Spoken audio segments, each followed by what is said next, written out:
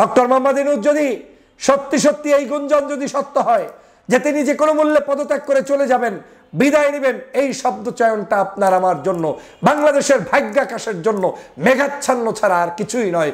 Doctor Mohammad Yunus ছাড়া এই মুহূর্তে বাংলাদেশের আগামী নির্বাচন পর্যন্ত আর কাউকে আমরা দেখতে চাই না। ইউনূস ছাড়া আপনার এই দেশে এই মুহূর্তে নিয়ন্ত্রণ কেউ করতে পারবে না। আসুন আপনারা সিনিয়র রাজনীতিবিদরা তার সাথে সাক্ষাৎ করুন, দেখা করুন, তাকে অভয় সৃষ্টি করুন, তাকে শক্তিশালী করুন, তাকে বলুন যে আমরা সবাই মিলে আপনার সাথে আছি। বিএনপি এগিয়ে যান, জামাত ইসলাম এগিয়ে যান, পীর সাহেব চরমনাই এগিয়ে যান, হেফাজতে ইসলাম এগিয়ে যান, অন্যান্য রাজনৈতিক দলগুলো তার কাছে গিয়ে বলুন যে আপনাকে ভয় করার কোনো কারণ নেই, আমরা আপনার সাথে আছি। শুনুন, অতিরিক্ত চিপতে চিপতে তিতা হয়ে গেলে তখন আর সেখান থেকে ভালো কিছু ফিডব্যাক আশা করা যায় না। অতএব প্রিয় দেশবাসী, আমরা চাই ডক্টর মোহাম্মদ ইউনূস সাহেব থাকুক, নির্বাচনের দিকে তিনি নিয়ে যাক, এবং তার এই পদত্যাগ কিংবা এ ধরনের গুঞ্জন যেটা উঠেছে এটা গুঞ্জনের মধ্যেই থাকুক, এটা কোনো অবস্থায় বাস্তবায়িত না হোক, সেই প্রত্যাশাই আজকের আমার থাকবে। ডক্টর মোহাম্মদ ইউনূসের পদত্যাগের গুঞ্জন চলছে, যা জাতির জন্য সর্বনাশ ডেকে নিয়ে আসবে। এখনই যদি আমরা সবাই মিলে সাবধান হতে না পারি, ঐক্যবদ্ধ না হতে পারি, তাহলে ডক্টর মোহাম্মদ ইউনূস যদি পদত্যাগ করে, তাহলে এই বাংলাদেশের বর্তমান পরিস্থিতি যেভাবে চলছে সেটা আর সামনের দিকে আগাবে না, বরং আওয়ামী লীগকেই বাংলাদেশে এক প্রকার পুনর্বাসন করার গভীরতম ষড়যন্ত্রের ফাঁদে পাড়া দিবেন। বাংলাদেশের মানুষ, আমরা যে 5ই আগস্ট জুলাই বিপ্লবের মাধ্যমে নতুন করে যে বাংলাদেশ স্বপ্ন নিয়ে এগিয়ে যাচ্ছে, সেই বাংলাদেশকে বিভিন্নভাবে বাধাগ্রস্ত করার জন্য দেশি বিদেশি ষড়যন্ত্র চলমান রয়েছে। আপনারা জানেন, দেশি বিদেশি ষড়যন্ত্রের মূল জায়গাটাই হচ্ছে অনৈক্য তৈরি করে দাও, ওদের ভিতরে বিভেদ সৃষ্টি করে দাও, বিভাজনের রাজনীতি তৈরি করে দাও, অটোমেটিক আওয়ামী লীগ পুনর্বাসন হবে কিংবা বিদেশিদের এজেন্ডা বাস্তবায়ন করা সহজ হবে। আপনারা জানেন, গত প্রায় 9 মাস পর্যন্ত ভালো মন্দের মধ্যে যেভাবেই পরিচালিত হোক, ডক্টর মোহাম্মদ ইউনূস সাহেব ক্ষমতায় ছিলেন বিধায় আমরা নির্দ্বিধায় বিশ্বের বিভিন্ন জায়গায় বাংলাদেশকে এখন পর্যন্ত রক্ষা করতে পেরেছি। বিভিন্ন জায়গায় ষড়যন্ত্র চলমান থাকা সত্ত্বেও ডক্টর মোহাম্মদ ইউনূসের যে বিশালতা, তার যে জাতীয় পরিচিতি, আন্তর্জাতিক পরিচিতি, এই পরিচিতি আমাদের দেশকে এই মুহূর্তে ফ্যাসিবাদের হাত থেকে রক্ষার পরে আরেকটি ধাক্কা লাগার পরে নতুন করে রক্ষা করেছে। কিন্তু সেই ডক্টর মোহাম্মদ ইউনূস সাহেবই পদত্যাগ করছেন, পদত্যাগ করবেন, এ ধরনের গুঞ্জন যখন শুরু হয়, নিশ্চয়ই সেটা বাংলাদেশের আকাশে কালো মেঘ ছাড়া আর কিছুই নয়। এই গুঞ্জনটা যেন সত্য না হয়, এই গুঞ্জন যেন সঠিক না হয়, ডক্টর মোহাম্মদ ইউনূস যাতে কোনো অবস্থায় পদত্যাগ করতে না পারে, সেজন্য আমাদেরকে, আপনাদেরকে সবাইকে সচেষ্ট ভূমিকা পালন করতে হবে। যার যার জায়গা থেকে আমাদেরকে উদ্যোগী হতে হবে। আপনারা নিশ্চয়ই জানেন যে বাংলাদেশে গত প্রায় 1-2 সপ্তাহ পর্যন্ত রাজনৈতিক অবস্থা নতুন করে টালমাটাল শুরু হয়েছে।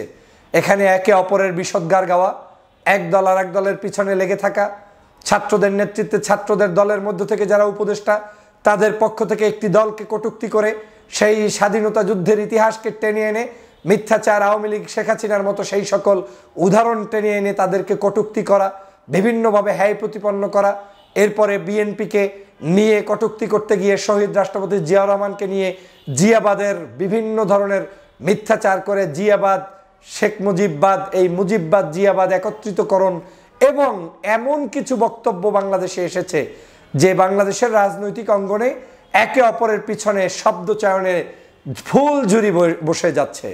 আমরা যখন দেখলাম যে আওয়ামী লীগকে নিষিদ্ধ করা হয়েছে, সেই নিষিদ্ধর আন্দোলনে সবাই মিলে ঐক্যবদ্ধভাবে, বিশেষ করে ইসলামিক রাজনৈতিক দলগুলো বলিষ্ঠ ভূমিকা পালন করেছে, পরের দিনই আবার দেখা গেল একজন উপদেষ্টা থেকে এবং তাদের বিভিন্ন নেতাকর্মী থেকে বিষাদগারের বন্যা বসে গিয়েছে। মনে হচ্ছে যেন এই দেশটা কোনো একটি গোষ্ঠীর নিজস্ব পরিকল্পনায় পরিচালিত হচ্ছে। কিন্তু পরক্ষণে আমরা কি দেখলাম? বাংলাদেশের এই কাদা ছড়াছড়ির রাজনীতি করতে গিয়ে এখন অনৈক্যের মাত্রাটা এত জায়গায় পৌঁছে গিয়েছে যে এখন আবার উপদেষ্টা সেই আপনাদের বর্তমান সময়ের, যিনি বোতল নিক্ষেপ করার পরে আলোচনায় এসেছেন নতুন করে, সেই মাহফুজকেও আবার নতুন করে ক্ষমা চেতে হচ্ছে।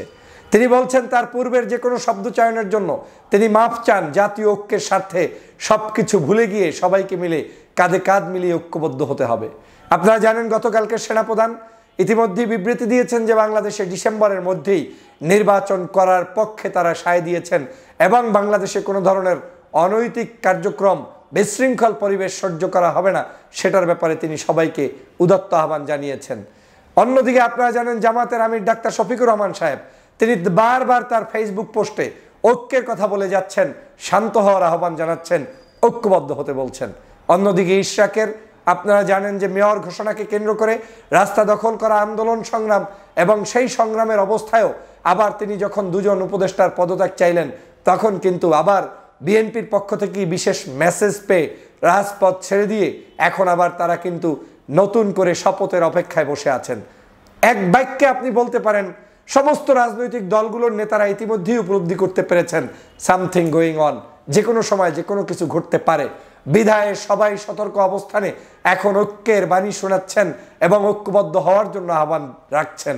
আমি এই ঐক্যবদ্ধ হওয়ার আহ্বানকে কোনো অবস্থায় নেগেটিভ নিচ্ছি না, কিন্তু যত দ্রুত সম্ভব ঐক্যবদ্ধ হন, যত দেরি হয়ে যাবে তত দেরিতে সবাই মিলে খাদের কিনারায় অবস্থান করে খাদের মধ্যে পড়ার জন্য ঝাঁপ দেওয়ার জন্য বসে আছেন।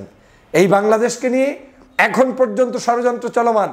গত 16 বছর পর্যন্ত এই বাংলাদেশে স্বাধীনভাবে কথা বলতে পারে নাই বিএনপি, স্বাধীনভাবে কথা বলতে পারে নাই জামাত, স্বাধীনভাবে করতে পারে নাই চরমনাই, ইসলামী আন্দোলন সহ হেফাজতে ইসলাম সহ বিভিন্ন রাজনৈতিক দলের নেতাকর্মীরা। সেখানে কিন্তু কেউ দেখে নাই আপনি কোন দলের নেতা, কোন মতের মানুষ। সবাই কিন্তু আপনার কঠিন একটি সমস্যার মধ্যে নিমজ্জিত ছিলেন।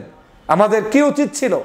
আমাদের উচিত ছিল জাতীয় ঐক্য, বাংলাদেশের সমগ্র রাজনৈতিক দল অ্যাকসেপ্ট আওয়ামী লীগ বাদ রেখে সবাই মিলে ঐক্যবদ্ধ হওয়া।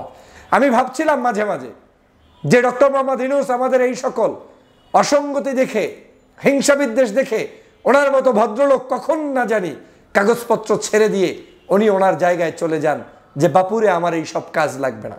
আমি ওনাকে ব্যক্তিগতভাবে চিনি, দেখেছি, সরাসরি কথা হয়েছে, মিট করেছি মালয়েশিয়ায়। উনি যখন প্রধান উপদেষ্টা হননি তখন আমার সাথে সাক্ষাৎ হয়ে আমি ব্যক্তিগতভাবে তাকে ক্রেস্ট দিয়েছি, ফুল দিয়েছি। তার হৃদয়টা নরম, তিনি একজন সজ্জন ভদ্র মানুষ। তিনি চান না আপনাদের এই সকল কাদা ছড়াছড়ি শুনতে, দেখতে, প্র্যাকটিস করতে। তিনি চান এই সকল রাজনীতির ঊর্ধ্বে উঠে দেশটাকে একটু সুন্দরভাবে এগিয়ে নিয়ে যাওয়ার জন্য।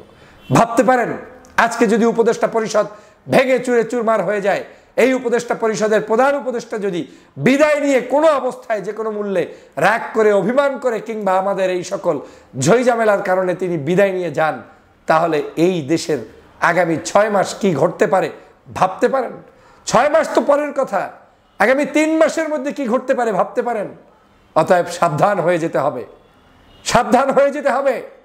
রাজনৈতিক শিষ্টাচারের মধ্যে থেকে একে অপরের বন্ধু হিসাবে কাঁধে কাঁধ মিলিয়ে কাজ করতে হবে। আমি তো বারবার বলি জনগণের কাছে ছেড়ে দেন, নির্বাচনে কে জয়যুক্ত হবে, বিএনপি হবে না জামাত হবে না চরমনাই হবে না অন্য দল হবে, সেটা জনগণ সিদ্ধান্ত নেবে। কিন্তু জনগণের সিদ্ধান্তের আগেই আমরা যদি একে অপরের পিছনে আওয়ামী লীগের মতো লেগে যাই, আওয়ামী লীগ যে ভাষায় জামাতকে গালি দিয়েছে, আওয়ামী লীগ যে ভাষায় বিএনপিকে গালি দিয়েছে, আওয়ামী লীগ যে ভাষায় অন্যদের উপর অত্যাচার করেছে, একই ভাষা যদি আমরা একে অপরের প্রতি ব্যবহার করি তাহলে বাংলাদেশের পরিস্থিতি ঘোলাটে হতে সময় লাগবে না।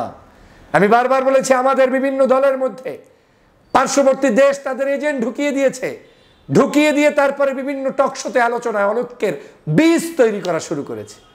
বিএনপির অনেক সিনিয়র নেতাদের 5ই আগস্টের পরে বক্তব্য আপনারা দেখেছেন, যার আমি প্রতিবাদ করেছি। আমি প্রত্যেকটি দলের অসঙ্গতি নিয়ে আমি প্রতিবাদ করেছি।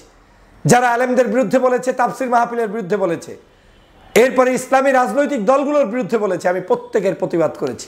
কারণ আমি জানি এই শব্দ চয়নগুলো দিয়ে অনৈক্য হচ্ছে, দেশের মধ্যে নতুন করে বিভাজনের রাজনীতি শুরু হচ্ছে, যেটা কোনো অবস্থায় কাম্য নয়।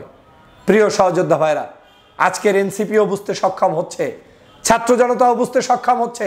আমি ছাত্র জনতার প্রতি আহ্বান জানাবো, অহংকারে চ্যাটাং চ্যাটাং ভাবটা আপনাদের আমাদের সবার কমিয়ে ফেলতে হবে। আপনি ভাবছেন যে আপনি অনেক কিছু, কিন্তু অনেক কিছু কিনা সেটা এককভাবে যখন কোনো একটি সভা সমাবেশের ডাক দিয়ে 50-100 জন মানুষ পান নাই তখনই বোঝা উচিত। রাজনীতি অনেক লম্বা সময়। আমি আপনাদেরকে ছোট করে দেখতে চাই না। আপনাদের যে উর্বরতা ছিল, বিজয় ছিল, সে বিজয়টা ছিল নীতির কারণে, আদর্শের কারণে। এই নীতিহীন কার্যক্রমের মধ্যে প্রবেশ করার সাথে সাথেই আপনারা কিন্তু জনগণের কাছে এখন নতুন করে সমালোচনার পাত্রে রূপান্তরিত হচ্ছেন। ঠিক তেমনিভাবে বাংলাদেশের বিএনপি বলেন, জামাত বলেন, হেফাজত বলেন, আপনাদের প্রত্যেকের প্রতি অনুরোধ থাকবে, এখন এই বাংলাদেশে অনৈক্য সৃষ্টি করে বাংলাদেশের মানুষকে বিভাজনের রাজনীতিতে ঠেলে দেয়া ঠিক হবে না।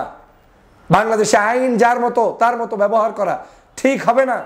আমাদের উচিত এই সরকারকে সহযোগিতা করা এবং এই সরকারের ডক্টর মোহাম্মদ ইউনূসকে বিশেষ করে যে কোনো মূল্যে ধরে রেখে আগামী রাজনীতিতে টিকিয়ে রাখা, অন্তত নির্বাচনের পূর্ব পর্যন্ত। আপনারা নিশ্চয়ই জানেন ডক্টর মোহাম্মদ ইউনূসের কাছে তিনি বারবার বলেছেন যে ডিসেম্বর টু জুন, এবং আমি বিশ্বাস করি এই ডিসেম্বর জানুয়ারির মধ্যেই হয়তো নির্বাচনের একটা তফসিল চলে আসতে পারে, এবং এটাই আমাদের জন্য সবচেয়ে সহজ পদ্ধতি। আমরা যদি ইউনূস সাহেবের যে কোনো কারণে, আল্লাহ না করুক, আমি চাই না যে ইউনূস সাহেব বিদায় নেক, তিনি কোনোভাবে পদত্যাগ করুক, এটা আমি চাই না। যদি সেরকম কিছু ঘটে যায় তাহলে আমাদের এই কপালে আমরাই আমাদের কপালটাকে ভেঙে চুরে চুরমার করলাম। ডক্টর মোহাম্মদ ইউনূস যদি সত্যি সত্যি এই গুঞ্জন যদি সত্য হয় যে তিনি যে কোনো মূল্যে পদত্যাগ করে চলে যাবেন, বিদায় নেবেন, এই শব্দ চয়নটা আপনার আমার জন্য, বাংলাদেশের ভাগ্যাকাশের জন্য মেঘাচ্ছন্ন ছাড়া আর কিছুই নয়। ডক্টর মোহাম্মদ ইউনূস ছাড়া এই মুহূর্তে বাংলাদেশের আগামী নির্বাচন পর্যন্ত আর কাউকে আমরা দেখতে চাই না। ইউনূস ছাড়া আপনার এই দেশে এই মুহূর্তে নিয়ন্ত্রণ কেউ করতে পারবে না, মাথায় রাখতে হবে। কিন্তু আজকের এই যা রটে তা কিছু না কিছু বটে। এই যে কিছু না কিছু বটেতে যদি আমরা পড়ে যাই, এটা আমাদের জন্য ভয়ানক পরিস্থিতি হবে। আসুন আপনারা সিনিয়র রাজনীতিবিদরা তার সাথে সাক্ষাৎ করুন, দেখা করুন, তাকে অভয় সৃষ্টি করুন, তাকে শক্তিশালী করুন, তাকে বলুন যে আমরা সবাই মিলে আপনার সাথে আছি। বিএনপি এগিয়ে যান, জামাত ইসলাম এগিয়ে যান, পীর সাহেব চরমনাই এগিয়ে যান, হেফাজতে ইসলাম এগিয়ে যান, অন্য অন্য রাজনৈতিক দলগুলো তার কাছে গিয়ে বলুন যে আপনাকে ভয় করার কোনো কারণ নেই, আমরা আপনার সাথে আছি। শুনুন, অতিরিক্ত চিপতে চিপতে তিতা হয়ে গেলে তখন আর সেখান থেকে ভালো কিছু ফিডব্যাক আশা করা যায় না। আমি বর্তমান সময়ে ডক্টর মোহাম্মদ ইউনূসের ফেস দেখে মাঝে মাঝে চিন্তিত। হয়তো তিনি অসুস্থও থাকতে পারেন, হয়তো তিনি বয়সের কারণেও হতে পারেন, আবার এমনও হতে পারে আমাদের এই সকল দুর্গন্ধজনিত রাজনীতি দেখে তিনি অসহায় হয়ে যাচ্ছেন। তিনি ভাবছেন কোন দেশের প্রধান উপদেষ্টার দায়িত্ব নিলাম, যেই দেশে আমার কোনো স্বার্থ নেই, কিন্তু আমাকে সবাই স্বার্থবাজ বানিয়ে আজ বিতর্কিত করছে। প্রিয় সহযোদ্ধা ভাইরা, আওয়ামী লীগের লোকেরা পিছন থেকে তাকিয়ে আছে। গত কয়েকদিন আগেও আপনি দেখেছেন শেখ হাসিনার একটা অডিও ভাইরাল হয়েছে, সেখানে তিনি বলছেন এভাবে করিও না, করলে বিএনপি জামাত আবার এক হয়ে যেতে পারে। ও নিজেও জানে যে বিএনপি জামাত এক হলেই সমস্যা। তার মানে আমাদের অনৈক্যের মূল চাবিকাঠি এই শেখ হাসিনা করছে। এটা বুঝতে রকেট সায়েন্স হওয়া লাগবে না, এটা বুঝতে আপনাকে অনেক বিজ্ঞানী হতে হবে না। এতটুকু সহজ সমীকরণ যদি আমরা না বুঝি তাহলে বাংলাদেশের আগামীর ভাগ্যাকাশ অনেক কঠিন। প্রিয় সহযোদ্ধা ভাইরা, অতএব এই উপদেষ্টা পরিষদের যে সকল ছাত্র উপদেষ্টারা আছেন, কাদা ছড়াছড়ি বন্ধ করেন। আপনারা যে পোস্ট করেছেন ঐক্যের সুবাতাস বহাচ্ছেন, এই ঐক্যের সুবাতাস যদি বহাতে চান, আমি একটু আগে পোস্ট করে বলেছি, আপনারা দেশনেত্রী বেগম খালেদা জিয়ার কাছে, জামাতের আমির ডাক্তার শফিকুর রহমান সাহেবের কাছে, চরমনাইয়ের পীরের কাছে, এবং এই যে আপনার কি বলে হেফাজতে ইসলাম সহ বড় বড় যারা রাজনৈতিক স্টেক হোল্ডার রয়েছেন তাদের কাছে কথা বলুন। পূর্বের শব্দ চয়নের জন্য ক্ষমা চান। তাদেরকে নিয়ে ঐক্যবদ্ধভাবে বয়োজ্যেষ্ঠ এবং জুয়ানদেরকে নিয়ে দেশকে এগিয়ে নিয়ে যান। জনতার হাতে জনতার সিদ্ধান্ত ছেড়ে দিন।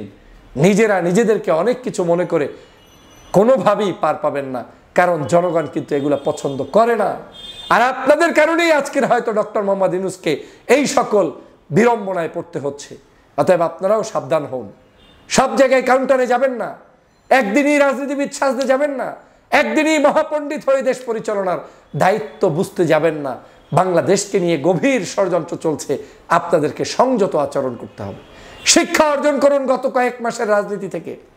এই বাংলাদেশে অন্তত পক্ষে বামপন্থী নাস্তিক্যবাদী যে সকল দুষ্ট চক্ররা আছে, বিশেষ করে বিদেশি পরগাছা যারা এই দেশটাকে ধ্বংস করতে চায়, ওদের কাছ থেকে দেশটাকে রক্ষা করতে হবে।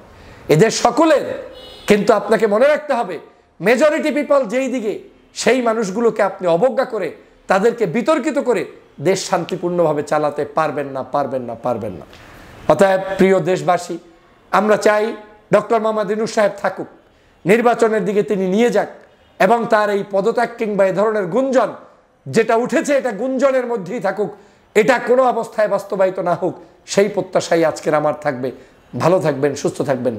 আল্লাহ হাফেজ।